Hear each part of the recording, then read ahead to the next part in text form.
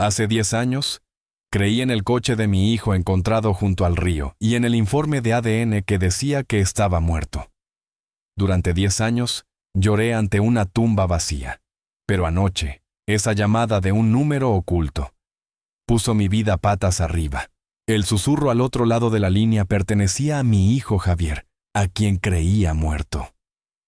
Pero esta no era una historia de reencuentro, era el comienzo de una traición escalofriante.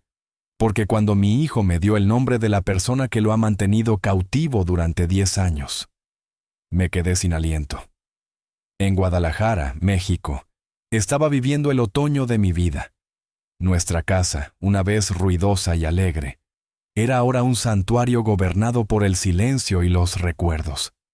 Trabajé duro durante años, sudé. Tras la temprana muerte de mi esposa, crié a mis 2 hijos, Javier e Isabela, yo solo. Ellos eran mi todo, el único sentido de mi vida, especialmente después de la repentina desaparición de Javier hace 10 años, en plena juventud. Cuando encontraron el coche de mi hijo abandonado junto a un río, el mundo se me vino encima. Las pruebas de ADN dijeron, Javier está muerto. Pero ¿cómo puede un corazón de padre creer en la ausencia de su hijo? Iba a su tumba todos los días, tocaba la tierra, hablaba con él. El arrepentimiento me carcomía por dentro. Ojalá hubiera pasado más tiempo con él. Ojalá le hubiera dicho más cuánto lo amaba. Mi única luz en la vida era mi hija Isabela, a quien creía exitosa y cariñosa. Ella era la única parte que me quedaba de Javier, mi consuelo, mi esperanza. Pero el destino tenía otros planes para mí. Esa noche, todo cambió. Cuando sonó el teléfono de casa, ver la pantalla me llenó de inquietud. Número oculto. ¿Quién podría ser a esta hora? Con manos temblorosas, levanté el auricular, con una voz que apenas salía de mi garganta. ¿Aló? El susurro que llegó del otro lado me heló el alma. Javier. Papá. Soy Javier. Por favor, mantén la calma. Llevo 10 años aquí. Los hombres del marido de Isabela, tu yerno Alberto, me tienen retenido. Me quedé sin aliento. Mi corazón latía como si fuera a romperme el pecho. El dolor que había albergado durante años, ahora daba paso a una sospecha aterradora. Mateo. ¿Qué estás diciendo, hijo? Tu hermana y su esposo Alberto. Javier. Él hizo que me secuestraran, papá, para controlar la herencia. Vendió la casa que estaba a nombre de mamá. Preparó documentos falsos con tu firma. Por favor, créeme. El teléfono se cortó. El auricular cayó en mi mano, como si llevara todo el peso del mundo. Javier estaba vivo. ¿Pero cómo? E Isabela. ¿Era mi único consuelo la mente maestra detrás de este horror? Mi mente no podía procesarlo. Mi corazón no podía soportarlo. Corrí a la policía con pasos temblorosos. Pero Javier estaba muerto. Nadie me creyó. Vi la duda en sus ojos, incluso la lástima. Pensaban que era un viejo que había perdido la cabeza. Pero yo lo sabía. Javier estaba vivo e Isabela se había convertido en un monstruo. Ahora solo había una cosa que debía hacer: encontrar a mi hijo y exponer el plan diabólico de mi hija. Tenía que perseguir esta verdad que nadie creía, solo. Y esto era solo el comienzo. No me detendría hasta descubrir la verdad detrás de este oscuro secreto. Salí de la comisaría con pasos pesados, sintiendo cómo la desconfianza de los oficiales me atravesaba la espalda como dagas invisibles. El detective Ramírez me había mirado con esa expresión que todos los policías reservan para los locos y los mentirosos, moviendo la cabeza lentamente mientras revisaba el certificado de defunción de Javier. Señor Mateo, entiendo su dolor, pero su hijo falleció hace una década. Tenemos pruebas de ADN, reportes forenses completos. Me había dicho con voz condescendiente, como si hablara con un niño confundido. Quizás debería hablar con alguien, un profesional que pueda ayudarlo a procesar su pérdida. Profesional. ¡Qué palabra tan vacía! Lo que necesitaba no era un psicólogo, sino alguien que escuchara la verdad que gritaba en mi interior.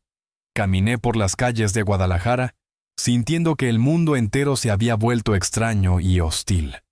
Las luces de los negocios parpadeaban como si me guiñaran el ojo burlonamente. La gente pasaba a mi lado riendo y hablando de sus vidas normales, ajenos a la tormenta que rugía dentro de mí. ¿Cómo podía el mundo seguir girando cuando el mío se había detenido en seco? Javier estaba vivo, en algún lugar, sufriendo, esperando que su padre lo rescatara, y yo estaba aquí en la calle, impotente y sin pruebas. Pero había escuchado su voz, esa voz que había mecido cuando era bebé, que había escuchado crecer desde el primer llanto hasta las risas adolescentes. Un padre conoce a su hijo, y yo sabía con cada fibra de mi ser que Javier había estado al otro lado de esa línea telefónica. Llegué a casa cuando el cielo comenzaba a teñirse de naranja y púrpura, colores hermosos que contrastaban cruelmente con la oscuridad que sentía por dentro. Me senté en mi viejo sillón, ese que había comprado cuando Javier tenía 5 años, y que ahora estaba desgastado por décadas de uso, y traté de pensar con claridad. Si la policía no me ayudaría, tendría que hacerlo solo. Pero ¿por dónde empezar? Isabela vivía con Alberto en una casa elegante al norte de la ciudad, una mansión moderna que siempre me había parecido demasiado ostentosa para el sueldo de un gerente de ventas, como se suponía que era Alberto. Ahora esa opulencia tenía un nuevo significado, un origen siniestro que me hacía hervir la sangre. El teléfono sonó de nuevo, y esta vez salté del sillón como si me hubieran electrocutado. Corrí hacia él con el corazón en la garganta, rogando que fuera Javier otra vez, que me diera más información, alguna pista sobre dónde estaba. ¿Hola? ¿Javier?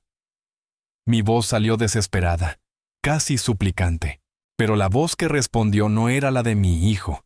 Era femenina, suave, familiar de una manera que me retorció el estómago. Papá, soy yo, Isabela.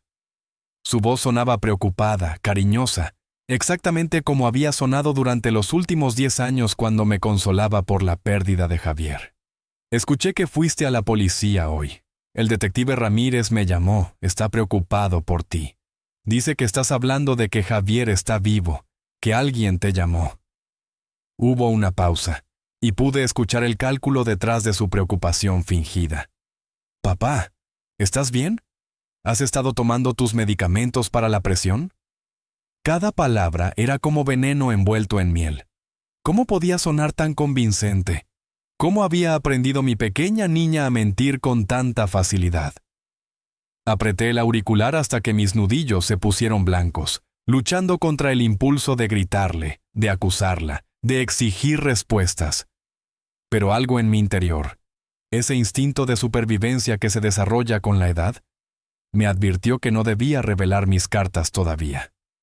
Si Isabela y Alberto sabían que yo sospechaba de ellos, podrían hacer algo drástico, podrían lastimar a Javier, o peor. Estoy bien, hija, mentí, forzando mi voz a sonar cansada y confundida. Solo fue un mal sueño que tuve, muy vívido. Ya sabes cómo extraño a tu hermano. A veces mi mente me juega trucos. Las palabras me quemaban la lengua como ácido. Cada sílaba una traición a mi hijo que esperaba ser rescatado. Oh, papá, suspiró Isabela, y pude escuchar el alivio en su voz, ese alivio de un depredador que ve a su presa relajarse. Me asustaste. Pensé que estabas... Bueno, ya sabes. Ven a cenar mañana, ¿sí? Alberto y yo queremos verte. Hace semanas que no vienes. Cocinaré tu mole favorito. Mole. Mi plato favorito. El mismo que su madre había perfeccionado y que Isabela había aprendido a hacer exactamente igual. Ahora, ese gesto de amor se sentía como una burla, como si estuviera siendo invitado a cenar con lobos vestidos de corderos. Claro, hija, allí estaré, respondí, porque necesitaba entrar a esa casa, necesitaba buscar pistas, cualquier cosa que me llevara hasta Javier. Después de colgar, me quedé mirando el teléfono como si fuera una serpiente que acabara de morderme. Isabela había reaccionado demasiado rápido. El detective Ramírez la había llamado inmediatamente después de mi visita. ¿Por qué? ¿Acaso ella había dado instrucciones a la policía de que la contactaran si yo aparecía con historias sobre Javier? La red de esta conspiración era más grande de lo que había imaginado. Y yo era un viejo de 72 años tratando de desenredarla con manos temblorosas. Esa noche no pude dormir ni un minuto. Me quedé sentado en la oscuridad de mi sala, rodeado de fotografías familiares, que ahora parecían mentiras enmarcadas. Había una de Isabela y Javier cuando eran niños, ambos sonriendo con helados derretidos en sus manos en el Parque Agua Azul. Javier tenía 8 años, Isabela 6. Él siempre había sido el hermano protector, el que espantaba los monstruos imaginarios del armario de su hermana, el que le enseñó a andar en bicicleta sosteniéndola por el asiento hasta que ella encontró el equilibrio. ¿Qué había pasado? ¿Cuándo se había roto ese vínculo sagrado entre hermanos? ¿O acaso nunca había existido realmente? Pensé en Alberto, mi yerno. Lo había conocido 5 años atrás cuando Isabela lo trajo a casa con esa sonrisa radiante que iluminaba su rostro. Papá, él es especial, me había dicho. Y yo, tonto de mí, me había alegrado de que mi hija hubiera encontrado compañía después de la tragedia de Javier. Alberto era apuesto, educado. Siempre decía las palabras correctas en el momento correcto. Trabajaba en ventas, o eso decía, y parecía proveer bien para mi hija. Su padre Antonio era un empresario, dueño de varias propiedades en la ciudad. Un hombre corpulento con ojos fríos que apenas me dirigía la palabra en las reuniones familiares. Siempre había algo en Antonio que me ponía los pelos de punta. Esa manera de mirar a las personas como si fueran piezas en un tablero de ajedrez que él controlaba. Cuando las primeras luces del amanecer comenzaron a filtrarse por las cortinas, tomé una decisión. No podía ir a esa cena sin prepararme, sin tener algún plan. Me levanté con las articulaciones protestando después de una noche en el sillón, y fui a mi antigua caja de herramientas en el garaje. Entre llaves inglesas y destornilladores oxidados, encontré lo que buscaba, una pequeña grabadora de voz que había usado años atrás, cuando daba clases de mecánica en la escuela técnica. Era vieja, pero funcionaba. Si iba a enfrentarme a serpientes, necesitaba alguna forma de capturar su veneno. Pasé el día preparándome como un soldado antes de la batalla. Me afeité cuidadosamente. Me puse mi mejor camisa, la azul que Isabela me había regalado en mi último cumpleaños. Cada acción era deliberada, calculada. Necesitaba parecer el mismo padre confiado y un poco senil que ellos esperaban ver, no el investigador determinado en el que me había convertido durante la noche. Escondí la grabadora en el bolsillo interior de mi chaqueta, revisé que funcionara 3 veces, y salí de casa cuando el sol comenzaba su descenso hacia el horizonte. La casa de Isabela y Alberto estaba en una zona exclusiva llamada Puerta de Hierro, donde las mansiones se escondían detrás de altos muros y sistemas de seguridad que costaban más que lo que yo había ganado en años de trabajo. Cuando toqué el timbre del portón electrónico, una cámara giró hacia mí como un ojo mecánico escrutador. La voz de Alberto salió de la bocina, jovial y acogedora. ¡Suegro! ¡Adelante! ¡Adelante! El portón se deslizó silenciosamente, revelando un jardín impecablemente cuidado, con una fuente en el centro donde el agua caía en cascadas perfectas. Alberto me recibió en la puerta principal con un abrazo que me hizo tensarme involuntariamente. Era alto, probablemente media 30 centímetros más que yo, con el cabello perfectamente peinado hacia atrás, y ese traje casual pero caro que usan los que quieren parecer relajados, sin dejar de mostrar su estatus. «Pase, don Mateo, qué gusto tenerlo aquí», me dijo con esa sonrisa que ahora veía como la máscara que era. Sus dientes eran demasiado blancos, probablemente blanqueados, y sus ojos color avellana me estudiaban con una intensidad que intentaba ocultar bajo capas de cordialidad. Isabela apareció desde la cocina limpiándose las manos en un delantal, y por un momento mi corazón se quebró de nuevo al ver a mi niña, mi pequeña, con esa cara de ángel que había besado 1000 veces cuando tenía pesadillas. «¡Papá!», exclamó, corriendo a abrazarme, y el olor de su perfume, el mismo que su madre había usado, casi me hace perder la compostura. ¿Cómo podía esta mujer que olía a gardenias y a recuerdos felices ser capaz de lo que Javier había descrito? Pero cuando me abrazó, sentí algo extraño, una rigidez en sus hombros, una tensión en su abrazo que nunca había estado allí antes. «La cena está casi lista», anunció ella, tomándome del brazo para guiarme hacia el comedor.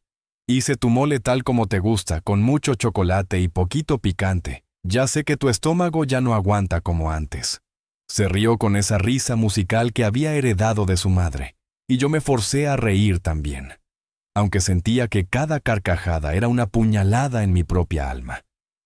El comedor era espectacular, con una mesa de caoba que podía sentar fácilmente a 12 personas, iluminada por un candelabro de cristal que probablemente costaba más que mi casa. Las paredes estaban decoradas con arte moderno que yo no entendía, manchas de color que se suponía significaban algo profundo. Me senté en la silla que Alberto me ofreció, notando cómo él se posicionaba estratégicamente en la cabecera, Isabela a su derecha, yo a su izquierda. Geometría de poder. La cena comenzó con una normalidad perturbadora. Alberto sirvió vino tinto de una botella que proclamó costaba $500, como si el precio le diera sabor especial. Yo apenas lo probé. Necesitaba mantener mi mente clara, aunque fingí apreciar cada sorbo. Isabela trajo el mole y efectivamente estaba delicioso, exactamente como lo hacía su madre, pero cada bocado se sentía como masticar cenizas en mi boca. Hablamos de trivialidades: el clima, las noticias sobre el nuevo metro de Guadalajara, los vecinos ruidosos que Alberto estaba considerando denunciar. Todo tan civilizado, tan normal, mientras yo sentía que estaba cenando sobre un volcán a punto de erupcionar. «Papá, cuéntanos más sobre lo que pasó ayer con la policía», dijo Isabela eventualmente, con esa voz suave que usaba cuando quería información, pero pretendía solo estar preocupada. Sus ojos, del mismo color café que los míos, me observaban intensamente mientras cortaba un pedazo de pollo bañado en mole. «Alberto y yo estamos realmente preocupados por ti. Vivir solo en esa casa grande no puede ser bueno para tu salud mental». Ahí estaba. La trampa disfrazada de preocupación filial. Querían saber exactamente qué había dicho. ¿Qué sabía? Si realmente creía que Javier estaba vivo, o si podían convencerme de que todo había sido producto de mi imaginación senil. «Fue una tontería, hija», respondí, bajando la mirada hacia mi plato como si me avergonzara. «Ya sabes cómo son los sueños. A veces parecen tan reales. Soñé que Javier me llamaba, que me decía que estaba vivo y necesitaba ayuda. Me desperté tan alterado que fui a la policía sin pensarlo bien. Me obligué a que mi voz sonara quebrada, vulnerable. Supongo que extraño tanto a tu hermano que mi mente está creando fantasías». Vi cómo Alberto e Isabela intercambiaban una mirada rápida, uno de esos momentos de comunicación silenciosa que tienen las parejas que comparten secretos. El alivio en sus rostros fue casi palpable, como si pudiera ver la tensión saliendo de sus hombros. «Es completamente comprensible, don Mateo», dijo Alberto, alcanzando su copa de vino y tomando un sorbo largo. «El duelo es un proceso complicado. Y 10 años no son nada cuando se trata del amor de un padre por su hijo. De hecho, Isabela y yo hemos estado hablando de algo que podría ayudarte». «¿Ayudarme?», pregunté, levantando la vista con expresión confundida, pero internamente poniéndome en alerta máxima. Activé la grabadora en mi bolsillo presionando el botón a través de la tela, rogando que la pequeña máquina estuviera capturando cada palabra.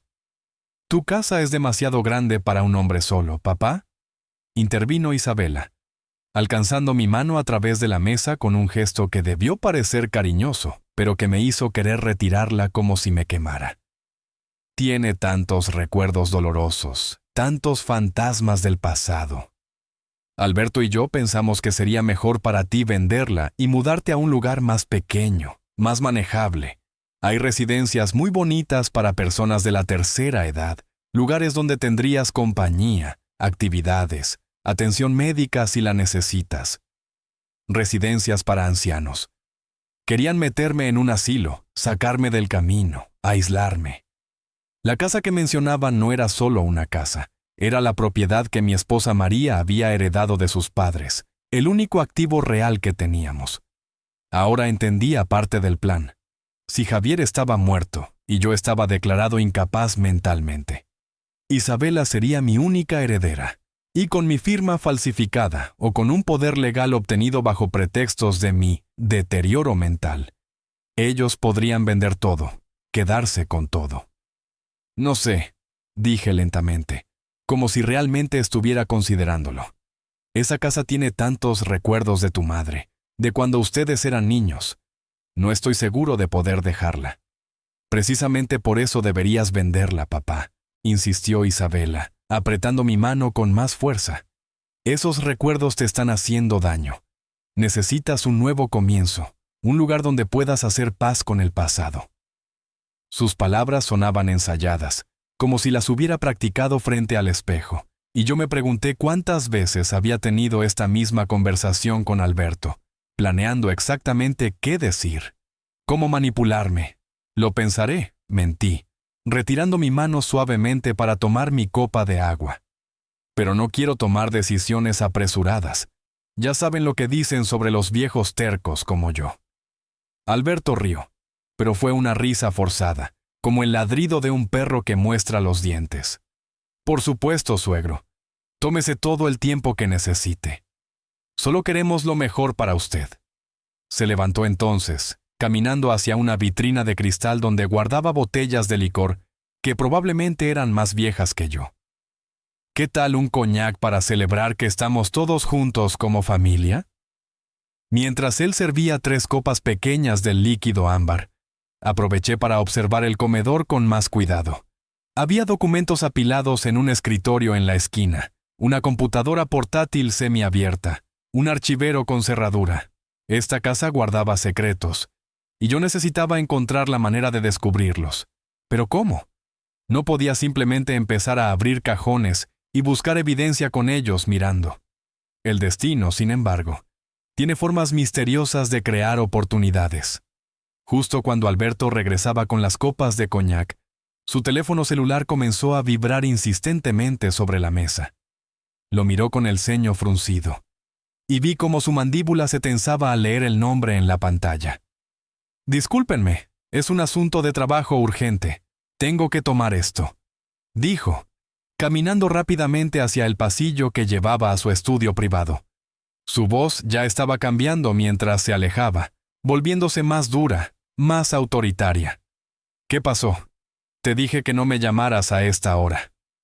Isabela se quedó conmigo, pero vi cómo sus ojos seguían a su esposo con una expresión que no pude descifrar del todo. ¿Era miedo? ¿Preocupación? ¿O simple complicidad? «Alberto trabaja demasiado», dijo ella, como si necesitara llenar el silencio.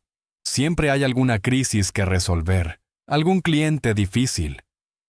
Pero su voz sonaba hueca, como si ella misma no creyera sus propias palabras.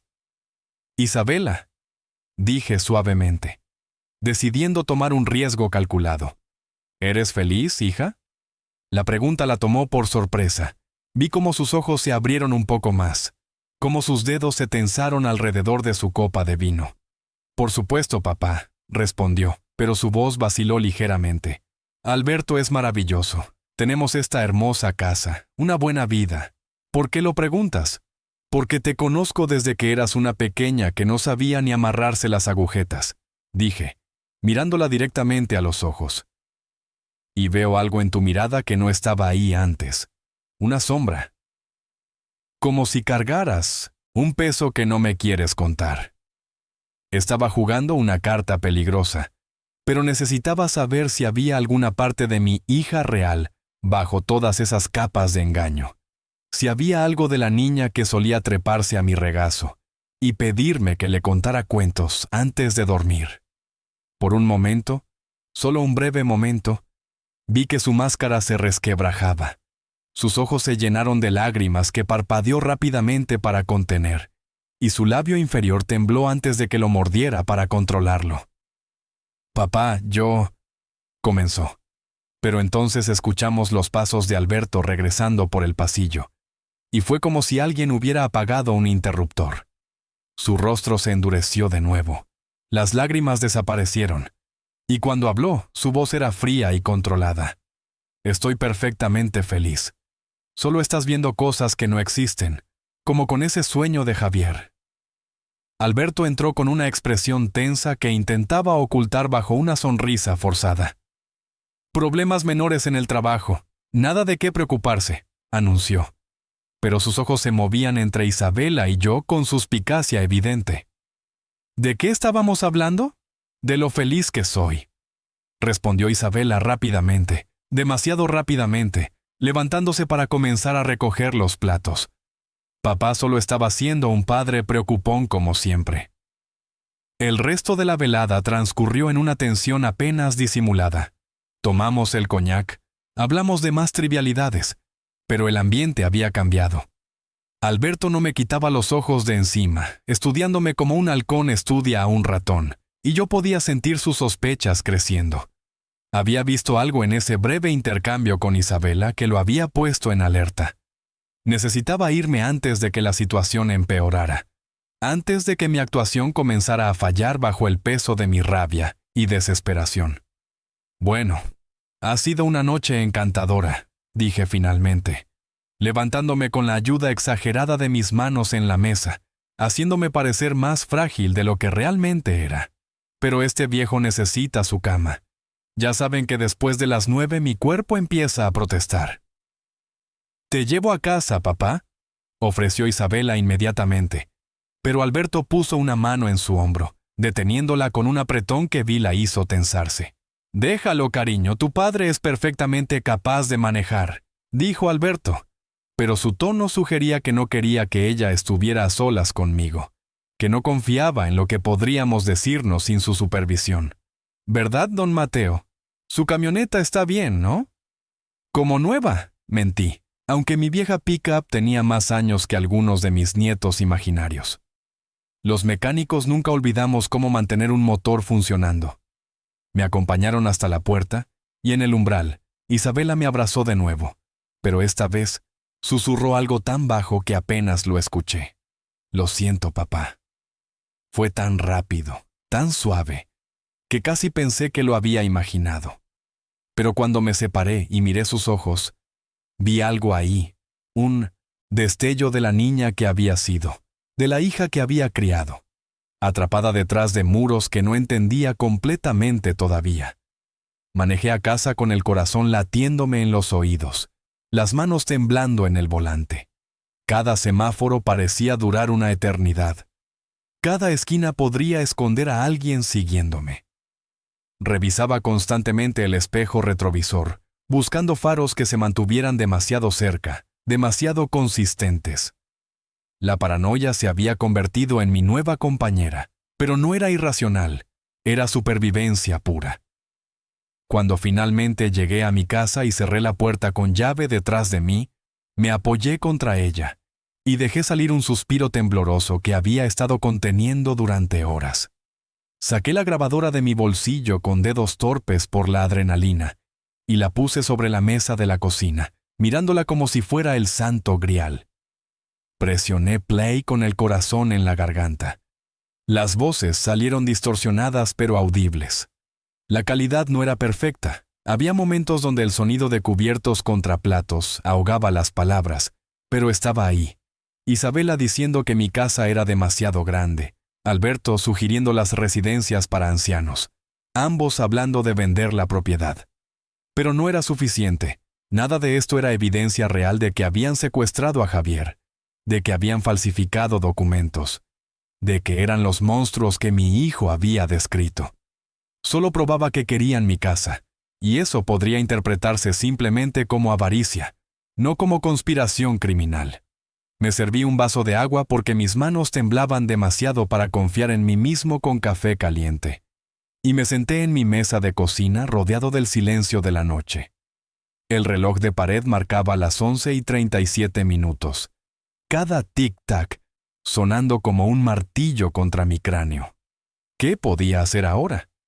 La policía no me creería sin pruebas concretas. No sabía dónde estaba Javier. No tenía idea de cómo contactarlo de nuevo, si es que podía contactarlo.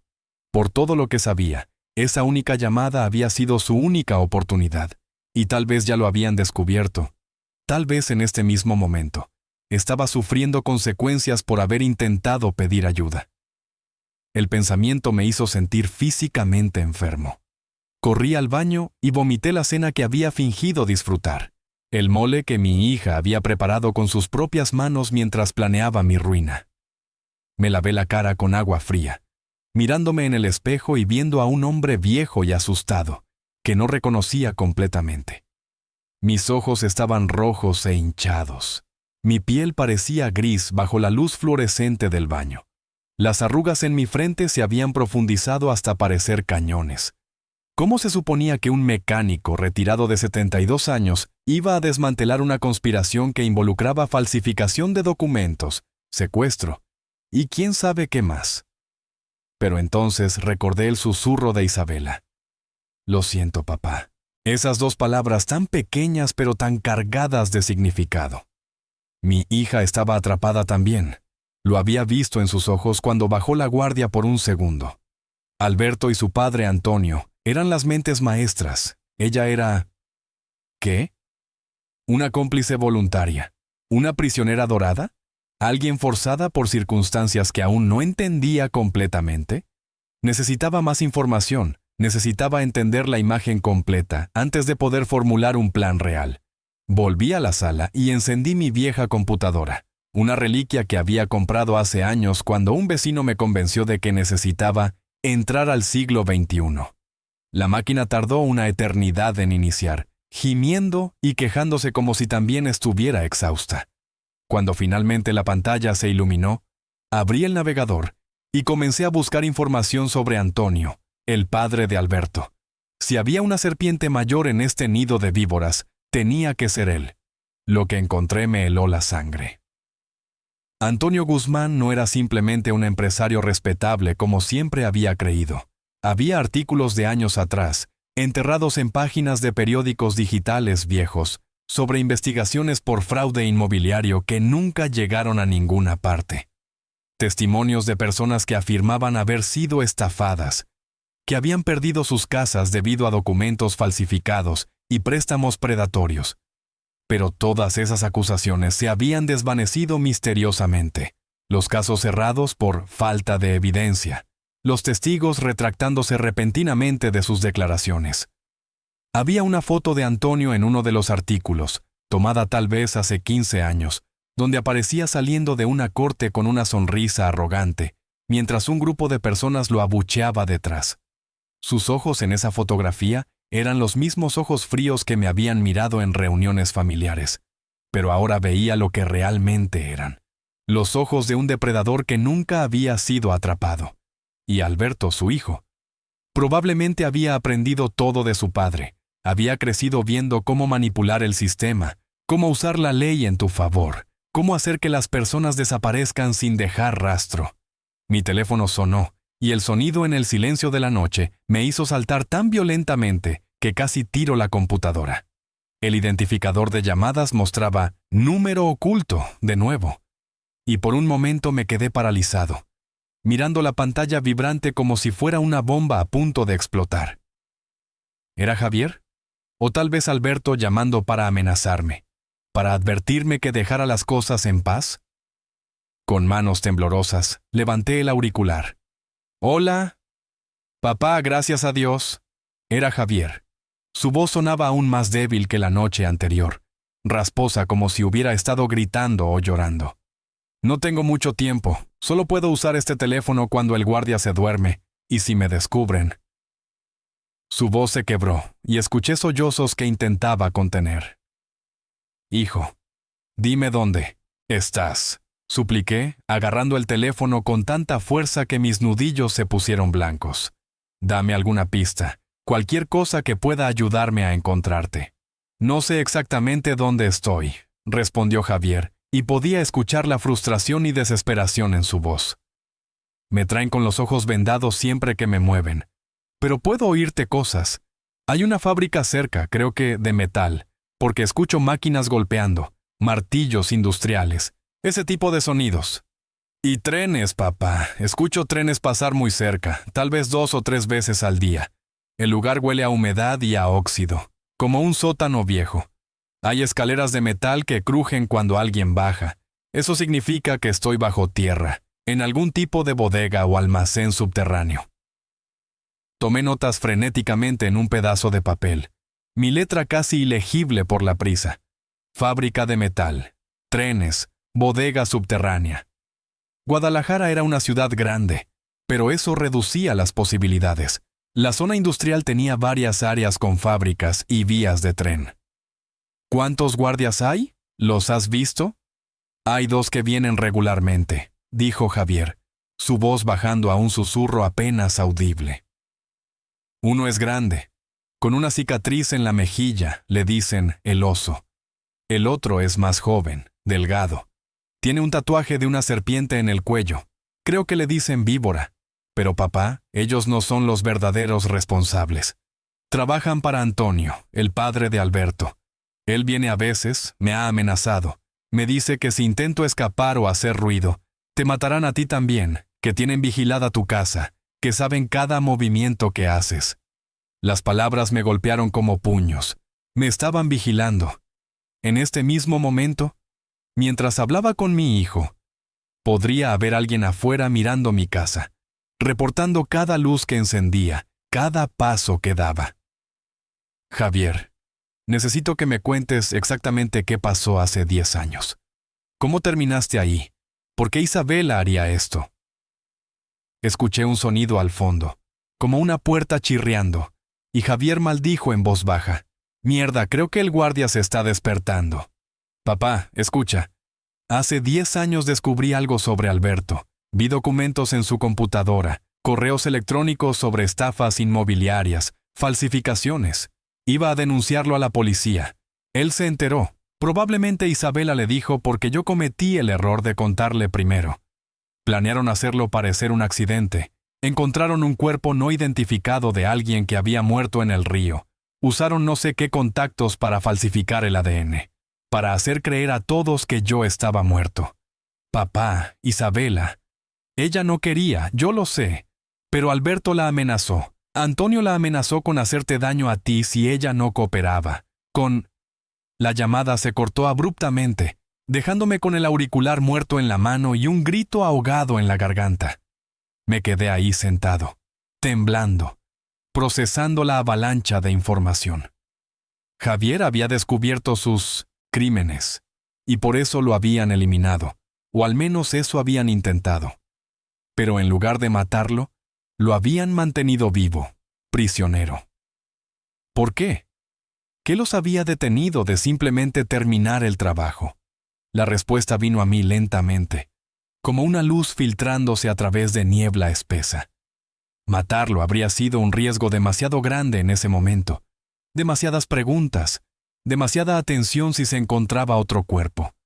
Era más fácil hacerlo desaparecer, usar un cadáver no identificado, falsificar pruebas y mantener a Javier vivo pero oculto como una póliza de seguro, como palanca contra Isabela para asegurar su silencio y cooperación.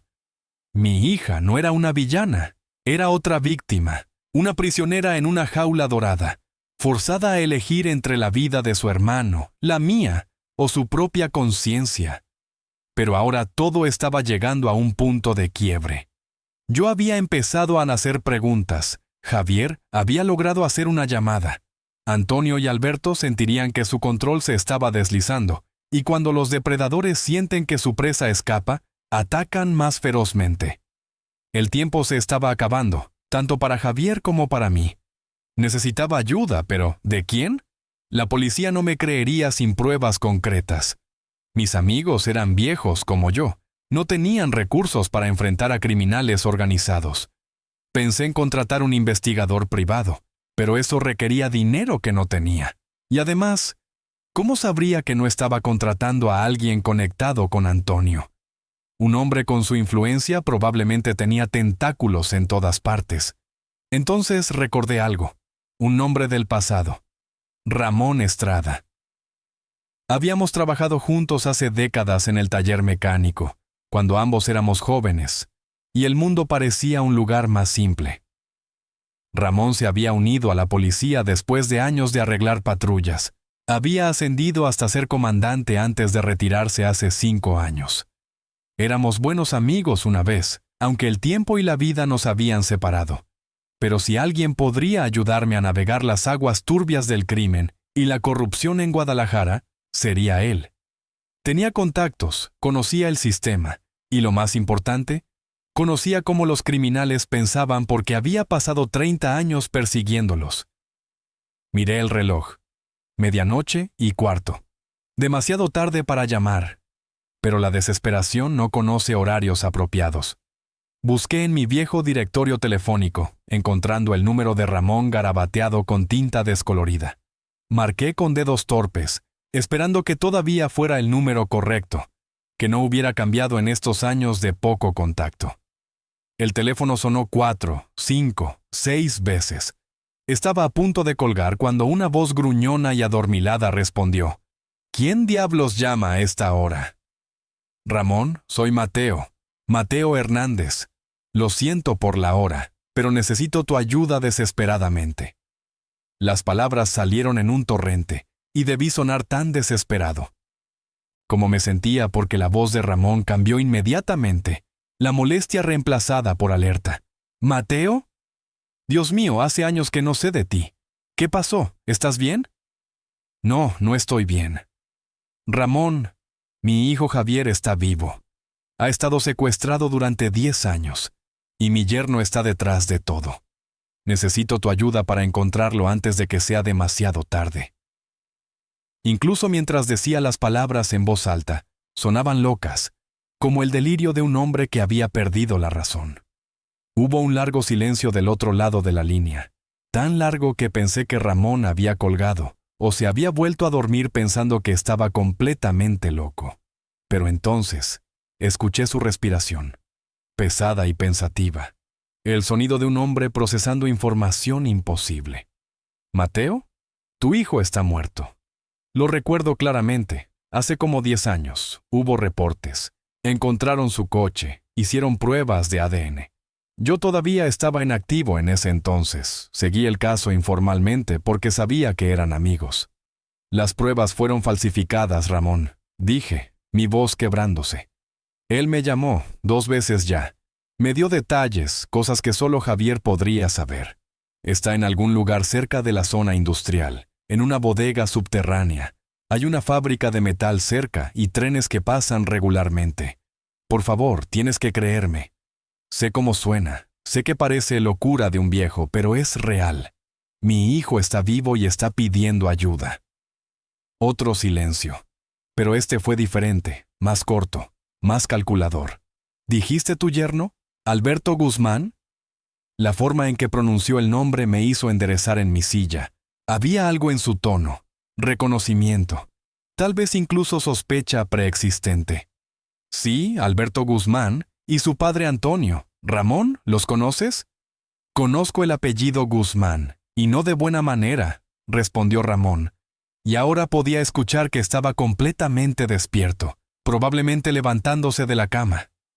Antonio Guzmán ha sido una espina en el costado de la policía durante décadas. Siempre hay sospechas, rumores, acusaciones de fraude inmobiliario, extorsión, pero nunca nada que se pueda probar. Tiene abogados caros, testigos que desaparecen o cambian sus historias, evidencia que se pierde misteriosamente. Algunos dicen que tiene contactos dentro de la policía misma, gente en su nómina. Yo intenté investigarlo varias veces cuando era comandante, pero siempre me topaba con muros. Órdenes desde arriba de dejarlo en paz, expedientes que desaparecían de mi escritorio. Mis peores sospechas estaban siendo confirmadas. Entonces, ¿me crees? ¿Crees que mi hijo podría estar vivo? No digo que te crea completamente todavía, Mateo, dijo Ramón con cautela. Pero digamos que estoy dispuesto a escuchar con mente abierta, algo que la policía activa probablemente no haría. Dame todos los detalles, desde el principio. Y quiero decir todo, no te guardes nada. Pasé la siguiente hora contándole toda la historia. Las llamadas de Javier, la cena en casa de Isabela, mis sospechas, la investigación que había hecho sobre Antonio en Internet, las descripciones que Javier había dado sobre su ubicación. Ramón me interrumpía ocasionalmente con preguntas específicas. Su mente de policía analizando cada detalle, buscando inconsistencias o pistas que yo podría haber pasado por alto. Cuando terminé, mi garganta estaba seca y mi cabeza palpitaba de agotamiento. «¿Está bien?», dijo Ramón finalmente. «Aquí está lo que vamos a hacer. Mañana a primera hora, ven a mi casa. Tengo mapas de la ciudad, contactos que todavía me deben favores, equipo de vigilancia de mis días en la fuerza que nunca devolví oficialmente. Basándonos en las pistas que Javier te dio sobre los trenes y la fábrica de metal, puedo reducir las ubicaciones posibles a tal vez 5 o 6 áreas. Pero Mateo, necesito que entiendas algo. Si Antonio Guzmán realmente está detrás de esto, estamos hablando de un hombre peligroso con recursos significativos.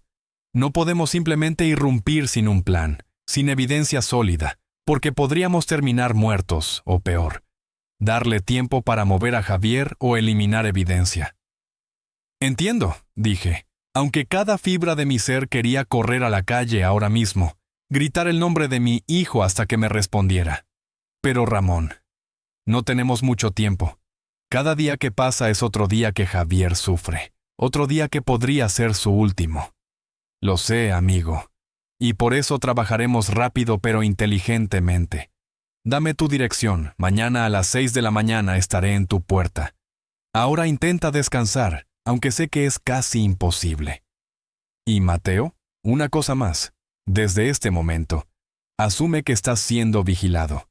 No hagas nada fuera de tu rutina normal que pueda alertarlos. No vayas a lugares extraños. No hagas llamadas sospechosas desde tu teléfono de casa. Si necesitas contactarme antes de mañana, usa un teléfono público. Hay uno en la gasolinera a 2 cuadras de donde solías vivir». Colgamos, y me quedé mirando el teléfono con una mezcla de esperanza y terror. Por primera vez desde que esto comenzó, tenía un aliado, alguien con habilidades y experiencia que podría realmente ayudarme. Pero las palabras de Ramón sobre ser vigilado me hicieron mirar por la ventana nerviosamente, escudriñando las sombras de la calle oscura, buscando figuras ocultas, coches estacionados que no debían estar ahí. No había nada obviamente sospechoso, pero eso no significaba nada. Los buenos vigilantes saben cómo esconderse, cómo mezclarse con el ambiente urbano normal. Me alejé de la ventana, cerré las cortinas cuidadosamente, y por primera vez en años, verifiqué todas las cerraduras de mi casa 2 veces. Empujé muebles contra la puerta trasera. Incluso puse latas vacías apiladas contra la puerta principal, de manera que harían ruido si alguien intentaba entrar. Después de tomar estas precauciones ridículas pero necesarias, intenté acostarme, pero el sueño era imposible. Me quedé mirando el techo de mi habitación, ese mismo techo que había mirado miles de noches junto a María, cuando ella vivía y el mundo tenía sentido. ¿Qué estaría pensando ella ahora si pudiera ver lo que había pasado con nuestra familia? ¿Cómo nuestra hija se había visto forzada a traicionar a su hermano? ¿Cómo nuestro hijo había pasado una década en cautiverio? El dolor de su ausencia, que normalmente era un dolor sordo y familiar, ahora se sentía agudo y fresco, como una herida recién abierta. A las 5:30 de la mañana, cuando el cielo apenas comenzaba a aclararse con los primeros tonos grises del amanecer, me levanté de la cama donde no había dormido ni un minuto. Me duché rápidamente con agua que nunca pareció calentarse lo suficiente. Me afeité con manos que todavía temblaban ligeramente.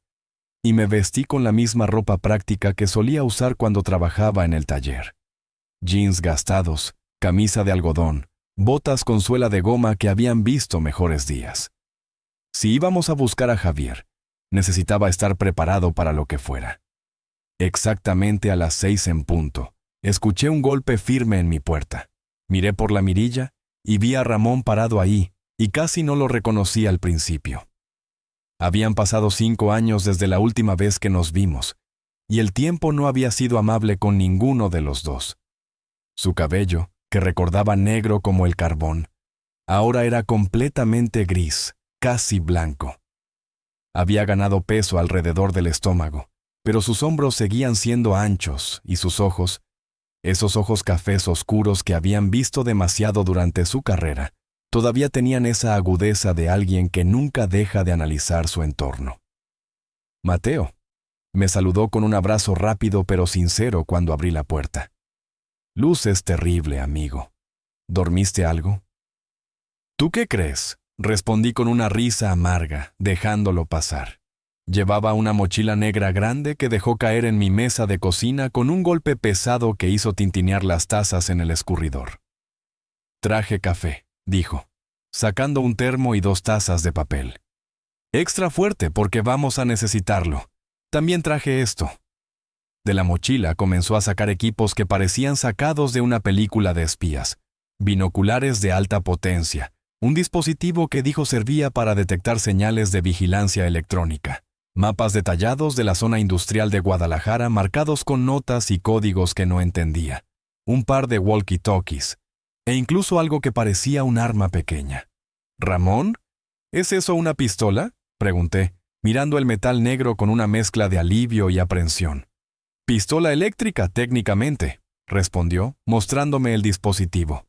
No es letal, pero incapacita temporalmente. Y sí, traje 2, una para ti. Si vamos a meternos en la madriguera del lobo, necesitamos al menos alguna forma de defendernos.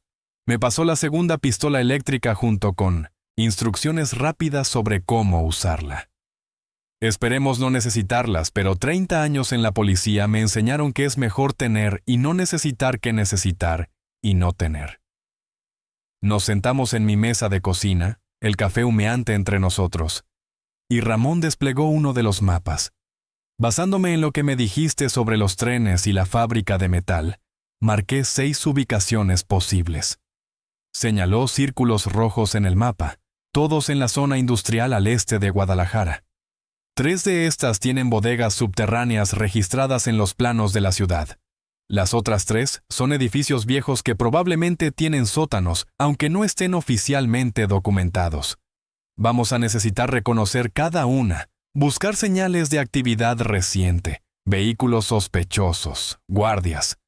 Eso tomará días, protesté, la desesperación elevando mi voz. Javier podría no tener días. Cuando me llamó anoche, sonaba tan débil, tan asustado. Lo sé, Mateo, lo sé, dijo Ramón, poniendo una mano pesada en mi hombro. Pero irrumpir a ciegas solo nos hará matar a ambos, y no salvará a tu hijo. Dame un día, solo un día para hacer reconocimiento básico. Tengo un contacto en la compañía de ferrocarriles que me debe un favor enorme. Llamaré para obtener los horarios exactos de los trenes que pasan por cada área. Si Javier dice que escucha trenes 2 o 3 veces al día, en horarios específicos, eso reducirá significativamente nuestras opciones. Tenía razón, por supuesto que tenía razón, pero la espera era tortura pura. Mientras Ramón hacía llamadas telefónicas usando uno de esos celulares viejos que dijo era imposible de rastrear, yo caminaba por mi sala como animal enjaulado, bebiendo café que ya no sentía, mirando el reloj que parecía haberse ralentizado deliberadamente para torturarme. Después de 2 horas de llamadas y consultas con sus contactos, Ramón volvió con noticias que cambiaron todo. Tu hijo es increíblemente observador, incluso bajo presión extrema, dijo con algo parecido a admiración en su voz. Los trenes que pasan 2 a 3 veces al día en horarios regulares solo coinciden con una ruta específica, la línea de carga que va al puerto interior. Y solo 2 de nuestras 6 ubicaciones posibles están lo suficientemente cerca de esa ruta para que los trenes se escuchen claramente. Un antiguo almacén textil abandonado desde hace años en la calle Industrial Sur. Y un complejo de bodegas que oficialmente pertenece a una compañía de importación, pero que tiene vínculos, muy bien escondidos, por cierto, con empresas fantasma conectadas a Antonio Guzmán. Mi corazón se aceleró. Entonces ahí es donde debemos buscar primero, en las bodegas de Antonio. No tan rápido, advirtió Ramón. Precisamente porque está conectado a Antonio, ese lugar probablemente tiene seguridad seria, cámaras, guardias armados, quizás incluso perros. No podemos simplemente aparecer. Primero vamos al almacén textil. Descartamos esa opción si es necesario. Y luego planeamos cuidadosamente cómo abordar las bodegas de Guzmán. Pasamos el resto de la mañana preparándonos. Ramón me enseñó a usar los binoculares adecuadamente, cómo observar sin ser obvio, qué buscar en términos de patrones de seguridad. Me explicó que los guardias profesionales tienen rutinas, horarios de cambio de turno, momentos de vulnerabilidad. La mayoría de los errores en seguridad ocurren durante los cambios de turno, me dijo. Cuando un guardia está cansado y listo para irse a casa, y el otro apenas está despertándose y entrando en su rutina. A las 2 de la tarde, cuando el sol pegaba con esa intensidad brutal que solo conoce quien ha vivido en Jalisco, nos subimos a la camioneta de Ramón, una Ford Explorer negra con vidrios polarizados que se veía completamente anodina, pero que él me aseguró tenía modificaciones especiales. Motor reforzado, tanque de gasolina extra grande, compartimentos ocultos, un regalo de despedida cuando me retiré, explicó con una sonrisa irónica. Oficialmente la compré en una subasta de vehículos incautados, pero todos sabían que el comandante merecía algo especial después de 30 años. Manejamos hacia la zona industrial, ese laberinto de calles anchas flanqueadas por edificios de bloques de concreto, fábricas que escupían humo de colores dudosos, bodegas con portones de metal oxidado. Era un área que conocía vagamente de mis días como mecánico, cuando a veces tenía que venir a reparar maquinaria industrial, pero nunca había prestado atención real a su geografía, a sus escondites perfectos para actividades que preferían evitar la luz del día. El almacén textil abandonado estaba al final de una calle sin salida, un edificio de 3 pisos con ventanas rotas y grafiti cubriendo cada superficie disponible. Ramón estacionó a media cuadra, en un lugar donde podíamos observar sin ser demasiado obvios. Durante 45 minutos no vimos absolutamente nada, ni vehículos, ni personas, ni señales de que alguien hubiera usado el edificio en años. Las pocas palomas que entraban y salían por las ventanas rotas eran los únicos seres vivos visibles. Este no es, dijo Ramón finalmente, arrancando el motor. Un lugar usado para mantener a alguien cautivo durante 10 años necesita infraestructura, electricidad, agua, comida entrando regularmente. Este edificio está muerto. Vamos a las bodegas de Guzmán. El complejo de bodegas estaba a 20 minutos de distancia, en un área más nueva de la zona industrial donde los edificios eran más modernos, los caminos mejor pavimentados. Desde afuera parecía un negocio legítimo. Un portón de seguridad con guardia en una caseta, un letrero que proclamaba Importaciones Pacífico, carga y almacenaje. Cámaras de seguridad visibles en cada esquina. El tipo de lugar que no querías acercarte sin una buena razón. No podemos estacionarnos cerca, murmuró Ramón, pasando de mí de largo sin aminorar la velocidad notablemente. Esas cámaras probablemente tienen software de reconocimiento de placas, y aunque esta camioneta no está registrada a mi nombre, mejor no arriesgarnos. Dio vuelta en la siguiente esquina y encontró un lugar detrás de un restaurante cerrado, desde donde teníamos vista parcial del complejo, a través de un espacio entre edificios. Usamos los binoculares para estudiar el lugar durante horas, turnándonos para no cansar nuestros ojos.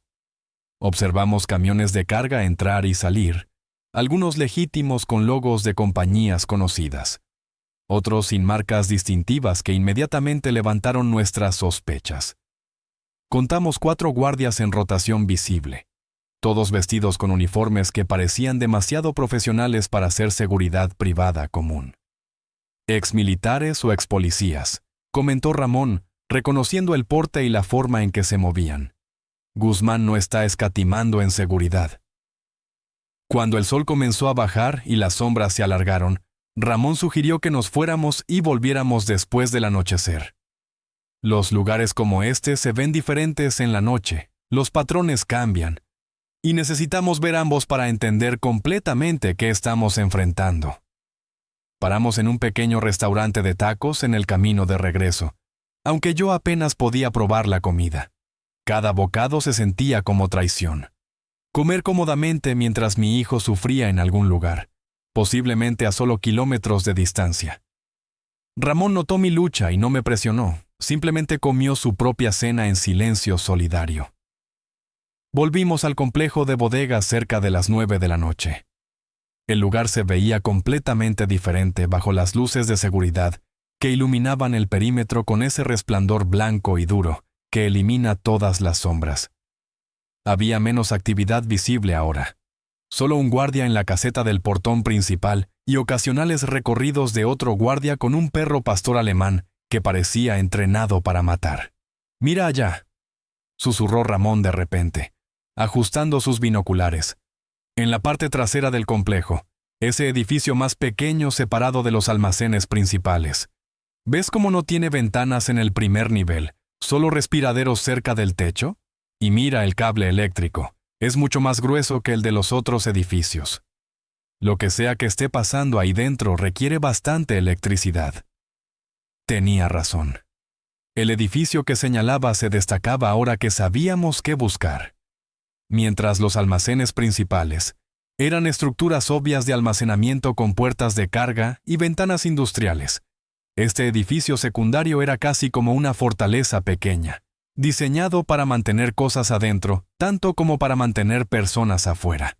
¿Crees que Javier está ahí?, pregunté, mi voz apenas un susurro esperanzado y aterrado al mismo tiempo. Creo que hay una posibilidad muy alta, respondió Ramón, bajando sus binoculares y mirándome con expresión seria. Pero Mateo, necesito que escuches lo que voy a decir ahora muy cuidadosamente. No podemos simplemente irrumpir ahí. No somos un equipo SWAT. Somos dos viejos con pistolas eléctricas. Si Javier realmente está ahí dentro y lo intentamos de manera incorrecta, podrían matarlo antes de que lleguemos a él. O podrían matarnos a nosotros, o ambas cosas. Entonces, ¿qué sugieres?, pregunté, sintiendo la frustración crecer en mi pecho como un animal salvaje. ¿Que vaya a la policía ahora con lo que hemos visto? Ya intenté eso, no me creyeron. No, pero hay otra opción, dijo Ramón lentamente, como si estuviera considerando las palabras cuidadosamente mientras hablaba. Tengo un amigo, bueno, más que un amigo, alguien que me debe su vida literalmente. Se llama Francisco Torres, y ahora es capitán en la División de Crímenes Mayores. Si alguien puede autorizar una operación contra Antonio Guzmán, sin que se filtre y sin que los contactos corruptos de Guzmán la sabotean, es él. Pero necesitaría evidencia preliminar convincente, no solo nuestras sospechas. ¿Qué tipo de evidencia? Ramón sonrió, pero fue una sonrisa sin humor.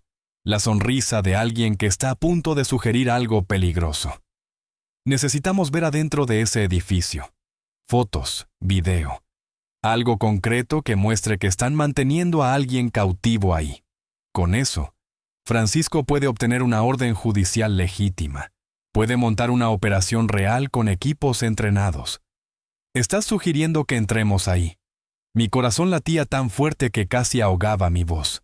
Estoy sugiriendo, dijo Ramón cuidadosamente, que hagamos reconocimiento muy cercano. No entraremos al edificio principal donde creemos que está Javier. Eso sería suicidio. Pero si podemos acercarnos lo suficiente para tomar fotos, para verificar lo que está pasando, entonces tendremos algo con lo que trabajar. Pasamos las siguientes horas, hasta casi la medianoche, observando y cronometrando cada patrón del complejo de bodegas. Ramón tomaba notas meticulosas en una libreta pequeña. 23:15. Cambio de guardia en portón principal. Duración aproximada 7 minutos. 23:47. Patrulla con perro completa circuito. Ruta predecible por el perímetro este. 00.03. Luces se apagan en edificio administrativo. Solo seguridad nocturna permanece. Era fascinante y aterrador ver cómo un lugar que parecía impenetrable revelaba grietas cuando lo observabas con suficiente paciencia. Hay una ventana, dijo Ramón finalmente, apuntando a su reloj. Entre las 2:30 y las 3:00 am.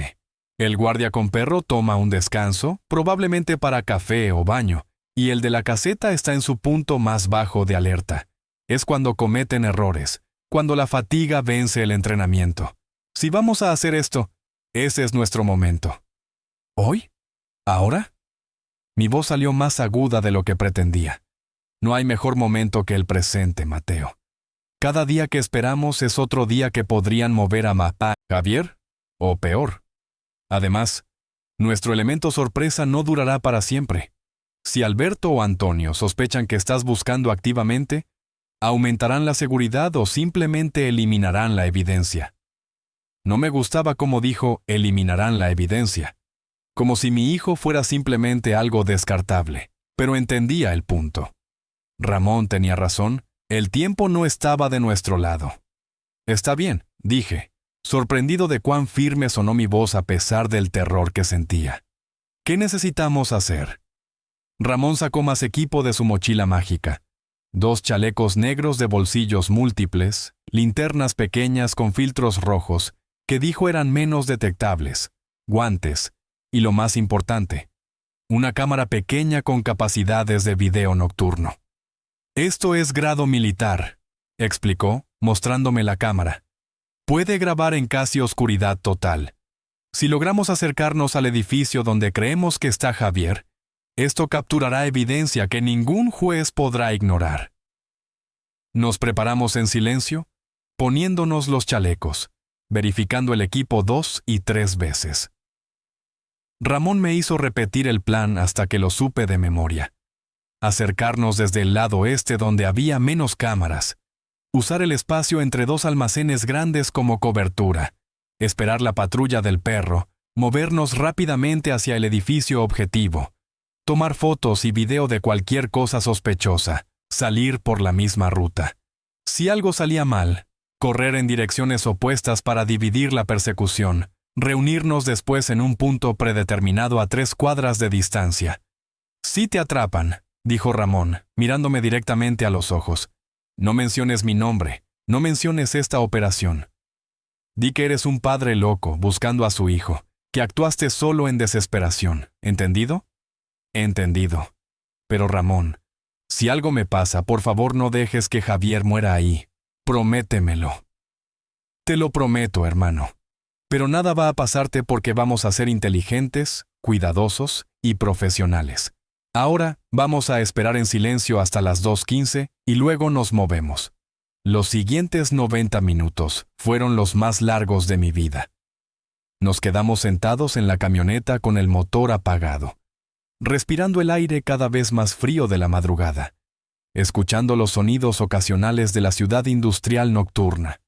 Un camión distante, el silbato de un tren en algún lugar, el ladrido lejano de perros. Mi mente no podía dejar de imaginar escenarios. Javier escuchando nuestros pasos y reconociéndolos de alguna manera, o peor, el sonido de disparos, gritos, fracaso. A las 2:10, Ramón me tocó el hombro. Es hora.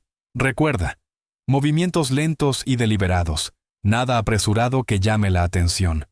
Sígueme exactamente, pisa donde yo piso, detente cuando yo me detenga. Y Mateo, si en algún momento te digo que abortes, abortamos sin discusión. ¿De acuerdo? De acuerdo.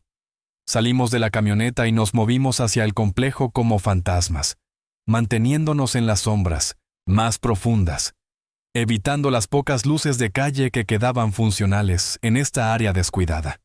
Cuando llegamos al perímetro del complejo, Ramón señaló una sección de cerca donde los arbustos crecían especialmente densos, proporcionando cobertura natural. No había alambrado de púas en esta sección, solo cerca de eslabones de metal de 3 metros de altura. Pensé que tendríamos que cortarla, susurré, mirando la cerca con preocupación. «Observa», murmuró Ramón, sacando una herramienta que parecía una cizalla pero más delicada. Con movimientos practicados, cortó los eslabones de manera que creó una apertura que podíamos levantar y pasar por debajo, pero que luego volvería a su posición casi invisible, a menos que supieras dónde buscar. Truco viejo, pero efectivo. Nos arrastramos bajo la cerca, sintiendo el metal frío rozar nuestras espaldas. Del otro lado, nos quedamos inmóviles durante 2 minutos completos, escuchando, observando, asegurándonos de que nadie había notado nuestra intrusión. El silencio era pesado, roto solo por el zumbido eléctrico distante de las luces de seguridad. Nos movimos entre los almacenes, usando las sombras como nuestro hogar, cada paso medido y silencioso. Ramón había hecho esto antes. Era obvio en la forma en que navegaba el espacio, en cómo leía el ambiente. Yo simplemente lo seguía, confiando en su experiencia, mi corazón latiendo tan fuerte que estaba seguro de que alguien lo escucharía. Cuando finalmente llegamos a una posición donde podíamos ver el edificio objetivo claramente, mi respiración se detuvo. Ahora que estábamos cerca, podía ver detalles que los binoculares habían perdido. Cámaras discretas en las esquinas del edificio, una puerta de acero reforzada con cerradura electrónica, y ventanas pequeñas a nivel del suelo que sugerían que efectivamente había un sótano. De una de esas ventanas, casi invisible a menos que supieras buscarla, salía la más débil luz, como si alguien tuviera una lámpara pequeña encendida bajo tierra. Ramón sacó la cámara y comenzó a grabar, capturando cada ángulo del edificio, enfocando especialmente en esas ventanas del sótano y en los cables eléctricos gruesos. Yo miraba alrededor nerviosamente, esperando en cualquier momento que luces se encendieran, que alarmas sonaran, que guardias nos rodearan. Entonces lo escuché, un sonido tan débil que casi lo perdí bajo el rumor de mi propia sangre en los oídos. Una voz masculina, amortiguada por el concreto y la distancia, pero definitivamente una voz, gritando algo que no pude distinguir claramente. Me moví antes de pensarlo, acercándome más al edificio, ignorando el siseo urgente de Ramón, intentando detenerme. Me arrodillé junto a una de esas ventanas del sótano.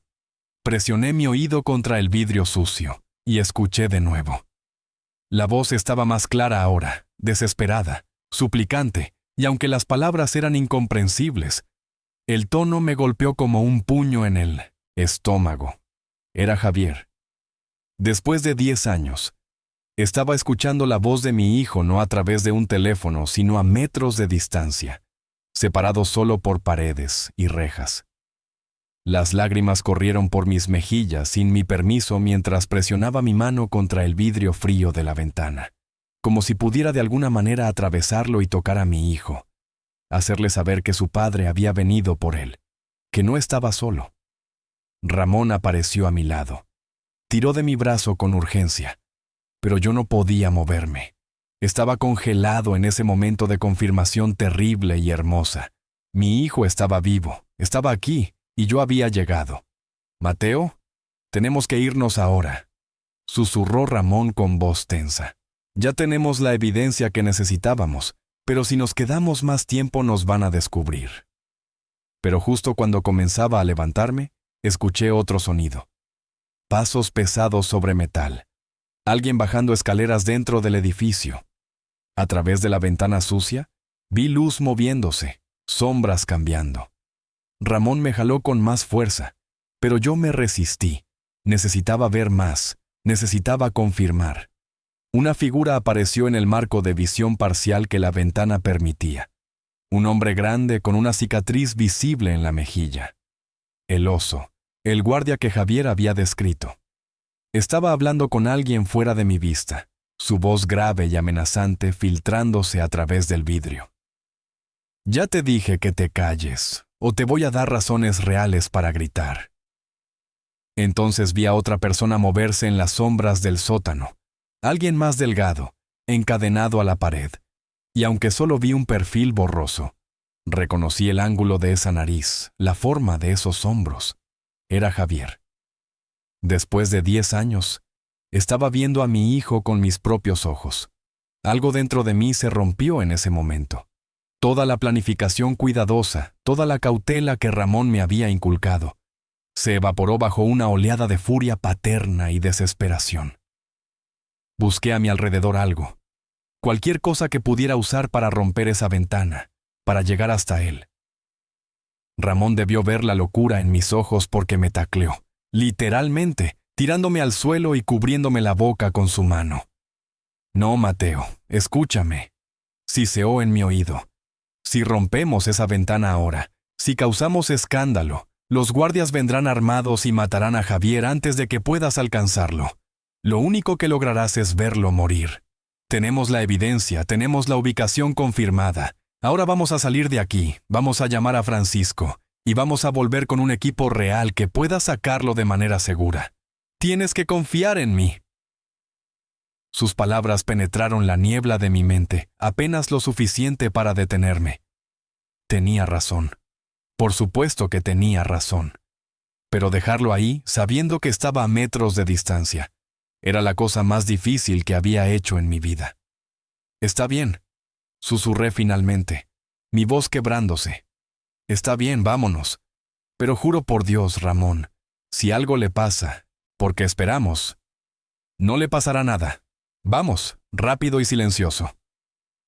Nos retiramos del edificio, moviéndonos con urgencia renovada, pero manteniendo el sigilo. Estábamos a medio camino de regreso a nuestra ruta de escape, cuando las cosas se complicaron. Una luz se encendió en uno de los almacenes principales, y escuchamos voces, pasos rápidos. ¿Nos habían visto? ¿Había algún sensor que no habíamos detectado? «Corre», ordenó Ramón, y corrimos. A nuestros 70 y tantos años, corrimos como no habíamos corrido en décadas, con piernas que protestaban y pulmones que quemaban. Detrás de nosotros, escuché gritos, el ladrido furioso de un perro liberado, luces de búsqueda comenzando a barrer el área. Llegamos a la cerca, nos tiramos bajo la apertura que Ramón había cortado, rasgando la ropa y la piel en el metal. Al otro lado, no nos detuvimos. Seguimos corriendo hacia las sombras entre edificios, escuchando la conmoción creciendo detrás de nosotros. El perro ladraba frenéticamente, golpeándose contra la cerca, pero afortunadamente no habían abierto el portón todavía para perseguirnos afuera del complejo. Corrimos 3 cuadras antes de finalmente detenernos en el callejón oscuro donde habíamos acordado reunirnos si las cosas salían mal. Ambos nos doblamos, respirando pesadamente, sudando a pesar del frío de la madrugada. «¿Nos vieron claramente?», jadeé, agarrándome las rodillas. «No lo sé», respondió Ramón, también sin aliento. «Pero no podemos arriesgarnos a asumir que no. Necesitamos movimiento rápido ahora. Vamos a mi camioneta. Vamos directamente a la casa de Francisco. No me importa que sean las 3 de la mañana.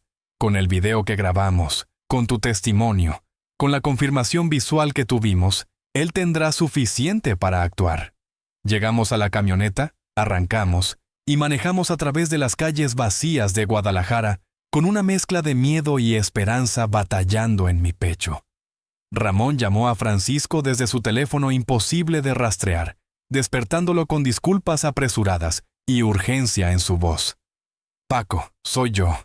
Necesito que te vistas y estés despierto. Voy para allá con evidencia de un secuestro en curso. No puedo esperar hasta mañana. Sí, es tan serio como suena. 20 minutos». La casa de Francisco Torres estaba en una colonia clase media al norte de la ciudad. Una casa modesta con un jardín bien cuidado y un portón de seguridad discreto. Cuando llegamos, él ya estaba esperando en la puerta, vestido en jeans y una camiseta. Claramente acababa de levantarse, pero completamente alerta. Era más joven que nosotros, tal vez 50 años, con el corte de cabello militar y esos ojos que inmediatamente te evaluaban, calculaban, decidían si eras amenaza o aliado. «Más vale que sea bueno, Ramón», dijo mientras nos hacía pasar a su sala. Despertar a un capitán de policía en medio de la noche no es algo que se tome a la ligera. Es mejor que bueno, Paco. Es un caso que te van a hacer leyenda si lo manejas correctamente. Ramón conectó la cámara a la televisión de Francisco y comenzó a reproducir el video que habíamos capturado. La calidad era sorprendentemente clara, incluso con la visión nocturna, mostrando el edificio fortificado, las medidas de seguridad excesivas y, crucialmente, las tomas que Ramón había logrado a través de las ventanas sucias, mostrando figuras humanas en lo que claramente era un espacio de detención improvisado. Francisco se sentó hacia adelante, su expresión cambiando de escéptica a intensamente interesada. «¿Dónde fue tomado esto? Complejo de bodegas en Industrial Este, oficialmente propiedad de Importaciones Pacífico. Pero los documentos muestran que está conectado a Antonio Guzmán a través de varias empresas fantasma. Ramón colocó una carpeta sobre la mesa, documentos que aparentemente había reunido durante años de investigación frustrada. «¿Guzmán?», repitió Francisco, y la forma en que dijo el nombre sugería historia personal. «Ese hijo de puta ha sido intocable durante décadas. ¿Me estás diciendo que finalmente tienes algo sólido contra él?». Fue mi turno de hablar entonces. Conté toda mi historia desde el principio, mostrando las notas de las llamadas de Javier, explicando las conexiones entre Alberto, Antonio, Isabela, la herencia familiar. Francisco escuchó sin interrumpir, sus ojos nunca dejando mi cara, evaluando cada palabra para buscar inconsistencias o exageraciones. Cuando terminé de hablar, el silencio en la sala de Francisco era denso con anticipación. El capitán se recostó en su silla, frotándose la mandíbula mientras procesaba todo lo que había escuchado y visto. «Esto es grande, más grande de lo que probablemente ustedes entienden», dijo finalmente. «Si Antonio Guzmán realmente está detrás de esto, y tenemos evidencia sólida, no es solo un caso de secuestro. Es la puerta de entrada a décadas de actividad criminal. Pero también significa que necesito manejar esto con extremo cuidado, porque Guzmán tiene contactos en todos los niveles del gobierno local». «¿Qué necesitas de nosotros?», preguntó Ramón, inclinándose hacia adelante con urgencia. «Nada. A partir de este momento, ustedes se alejan completamente». Francisco fue firme y directo. «Mateo, entiendo que es tu hijo, pero si apareces cerca de esa bodega de nuevo, comprometes toda la operación. Voy a formar un equipo especial esta misma mañana, personas en las que confío absolutamente, y vamos a preparar un operativo de rescate para esta noche. Tu video me da causa probable para una orden de cateo de emergencia que ningún juez corrupto puede bloquear». «¿Esta noche?», repetí, mi corazón saltando entre esperanza y terror. «Tiene que ser pronto», explicó Francisco con seriedad. «Si los guardias los vieron esta madrugada, Antonio sabrá en horas que alguien está investigando. Su primer instinto será limpiar la evidencia, lo que significa mover o eliminar a tu hijo. Nuestra única ventaja es movernos más rápido que su paranoia». Las siguientes horas fueron agonía pura. Francisco nos ordenó ir a casa y actuar normalmente. Ramón me llevó de regreso cuando el amanecer comenzaba a pintar el cielo. «Francisco es el mejor en lo que hace», me dijo al despedirse. «Si alguien puede traer a Javier de regreso sano y salvo, es él». No dormí. Me senté en mi sala mirando fotografías viejas de Javier. Cada imagen un recordatorio de todo lo que había perdido y todo lo que esperaba recuperar. Mi teléfono sonó alrededor de las 3 de la tarde. Era Isabela, su voz temblorosa y aterrada. «Papá, necesito verte. Por favor, ¿puedo ir a tu casa? Necesito hablar contigo ahora». Cuando llegó 40 minutos después, estaba transformada por el miedo. Tenía moretones débiles bajo maquillaje mal aplicado. Sus manos temblaban incontrolablemente. Cuando cerró la puerta detrás de ella, colapsó contra ella sollozando. «Papá, lo siento tanto. Debí haberte dicho la verdad hace años, pero tenía tanto miedo. Alberto me amenazó, Antonio me amenazó con matarlos a ti y a Javier si no cooperaba». Me arrodillé junto a ella mientras la historia completa salía entre sollozos. Alberto había descubierto que Javier lo estaba investigando hace 10 años. Había planeado solo asustarlo. Pero Antonio convirtió todo en un crimen real. Habían usado la supervivencia de Javier como palanca contra ella durante una década entera. Cada día viendo esa tumba vacía, sabiendo que Javier sufría en algún lugar, me estaba matando por dentro. Lloró. «Está terminando», le dije abrazándola. «Ahora mismo hay un operativo policial para rescatar a tu hermano y arrestar a Alberto y Antonio. Todo termina esta noche». Ella se apartó con ojos enormes de pánico. «¿Esta noche? Papá, Alberto está actuando extraño hoy, paranoico, haciendo llamadas constantes. ¿Y si ya saben? ¿Y si mueven a Javier?» Mi teléfono sonó antes de que pudiera responder. Era Ramón, su voz tensa y urgente. Mateo, el operativo se adelantó. Van a entrar en 30 minutos. Alguien filtró información. Antonio fue alertado y están movilizándose para limpiar el sitio ahora mismo. ¿Es ahora o nunca? Los siguientes 30 minutos fueron tortura absoluta. Isabela y yo nos sentamos juntos en el sofá, agarrándonos las manos, incapaces de hablar. Cada segundo se sentía eterno. Cada latido de mi corazón podría ser el último antes de que todo se derrumbara. Cuando el teléfono finalmente sonó de nuevo, casi lo dejó caer. ¿Ramón? Lo tenemos, Mateo, lo tenemos. Javier está vivo. Está herido y débil, pero está vivo. Francisco y su equipo llegaron justo a tiempo. Hubo disparos, pero los buenos ganamos. Antonio y Alberto están bajo custodia junto con los guardias. Tu hijo está en camino al hospital civil ahora mismo. El teléfono cayó de mi mano. No podía respirar, solo llorar lágrimas de alivio tan intenso que dolía físicamente. Está vivo, susurré. Javier está vivo. En el hospital, Francisco nos encontró en la sala de espera. Su hijo está estable, desnutrido, deshidratado, con lesiones viejas, pero los doctores dicen que se recuperará completamente con tiempo y cuidado adecuado. Cuando finalmente me dejaron verlo, casi no lo reconocí. Estaba demacrado, con barba descuidada y cicatrices visibles donde las cadenas habían dejado marcas permanentes. Pero cuando sus ojos se encontraron con los míos, vi al niño que había criado, todo todavía ahí dentro. Papá, susurró con voz rasposa. Sabía que me encontrarías. Tomé su mano con suavidad y lloré como no había llorado en años. Lo siento, hijo.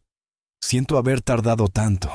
No te disculpes, dijo apretando mi mano débilmente. Viniste. Eso es lo único que importa. Isabela entró entonces, vacilante y aterrada. Javier la miró durante un largo momento lleno de emociones contradictorias, pero finalmente dijo suavemente: No fue tu culpa, lo sé. No fue tu culpa, hermanita. Ella colapsó junto a su cama sollozando disculpas que él aceptó con gracia increíble. Los meses siguientes trajeron recuperación física y emocional para Javier.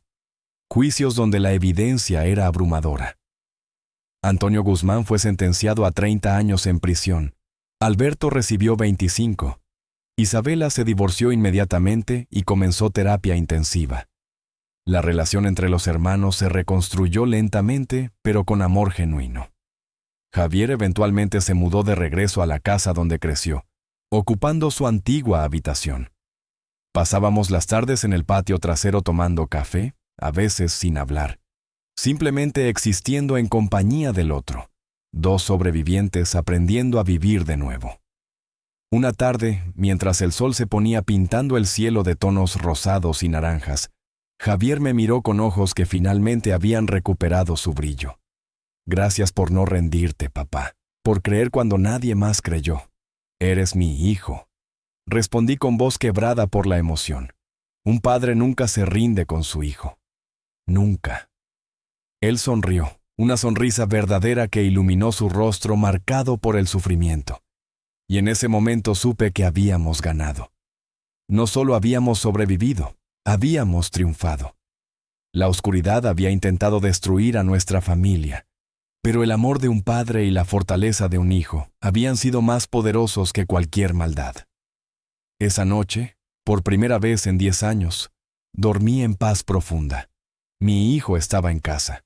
Mi familia, aunque herida, estaba reunida.